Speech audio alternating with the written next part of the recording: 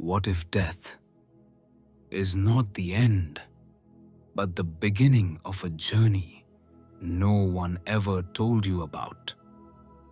A secret path walked by every soul, yet spoken of by none.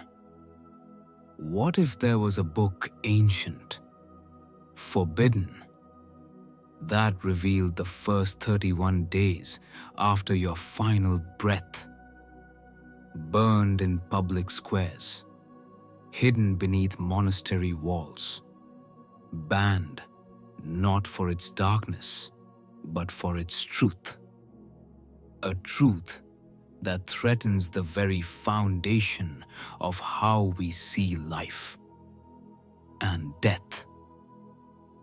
Tonight, I invite you into the silence, beyond the veil, into the mystery of the soul's return.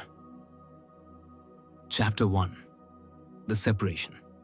Death doesn't begin when the heart stops. It begins when the spirit awakens. On day 1, the soul floats outside the body weightless, confused, strangely at peace. It sees its lifeless form, the people grieving around it, but it can no longer touch, no longer speak. The silver cord still vibrates thin, pulsing, the last thread. When it breaks, there's no going back. And yet, there is no fear, only a stillness so pure it feels sacred. Spiritual guides gather, silent, watchful. The soul doesn't see them yet, but they've been waiting for this exact moment. Chapter 2. The echo of the world. The soul lingers near what it loved. Its house, its child's bedroom, the scent of morning coffee. It tries to hold on, to speak one last word, but everything passes through like mist. This is the astral echo, a mirrored world made of emotion, memory, and yearning. Many souls don't know they've died. They wander, they watch their own funeral, they weep beside their graves. And yet, in the distance, a light hum begins, like a song remembered from another life. The soul starts to remember, not who it was, but who it is becoming. Chapter 3. The Mirror of Truth. No gods, no judgment, only you, standing before your soul's own reflection. These are the days of the life review. You don't just recall what you did, you feel it. You feel the love you gave, the wounds you caused, the kindness you forgot. You become the ones you helped and the ones you hurt. It's not punishment, it's awakening. For some, the guilt is unbearable.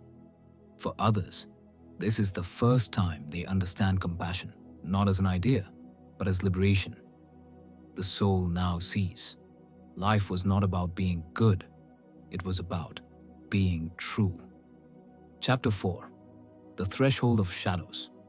After truth comes the test. The soul approaches the threshold, a boundary not of space, but of vibration. Here, unhealed fears take form. Addictions become voices. Regrets become labyrinths. This is not a place of torment. It is a mirror of your unfinished soul. Some remain here for what feels like eternity, lost in thought loops, haunted by what was never said. Others, who practiced stillness in life, who meditated, forgave, loved without attachment, they walk through. Not because they're perfect, but because they're light enough to let go. Chapter 5. The Ancestors Return. On the other side of fear, the soul is met, not by angels, but by those it's known for lifetimes. Grandmothers, lost children, teachers from lives long forgotten. They don't speak, but their presence says everything. You are not alone. You never were. This reunion is not just emotional, it is directional. They offer the soul a memory of its deeper mission, a frequency not tied to name or face, but to purpose. Chapter 6. The Crossroads of Choice.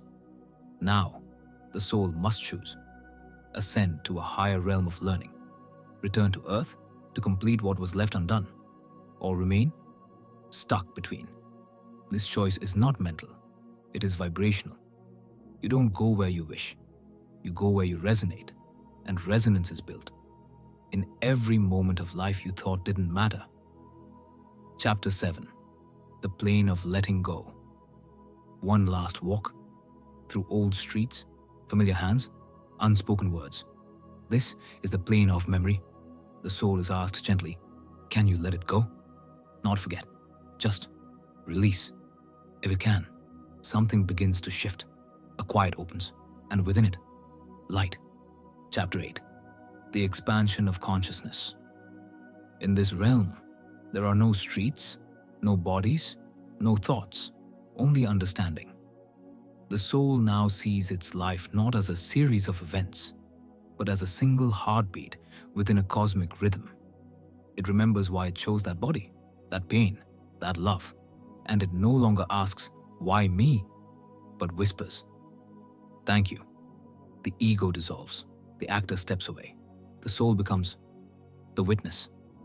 Chapter 9. The Resonance of Destiny. The soul now vibrates, and that vibration becomes its direction. Lower realms, where attachment still clings. Middle realms, where healing and learning continue. Higher realms, where light flows into service. No one decides for the soul. It places itself exactly where it belongs. And that is not a sentence. It is mathematical truth. Spiritual gravity. Chapter 10. The Last Bridge. As the door begins to close, one last window remains. The prayers of the living, the light of candles, the silent love whispered into the air. They reach the soul, and in these last moments, that love can change everything. Day 31. The passage is complete. The veil falls. The soul steps through, not to an end, but to where all beginnings are born. Ending message. If this touched something in you, it's because you already remember. Remember that how you live is how you'll let go, and how you love is how you'll return. Subscribe, share, and walk gently in the world. Because this is not just about death. It's about how to truly live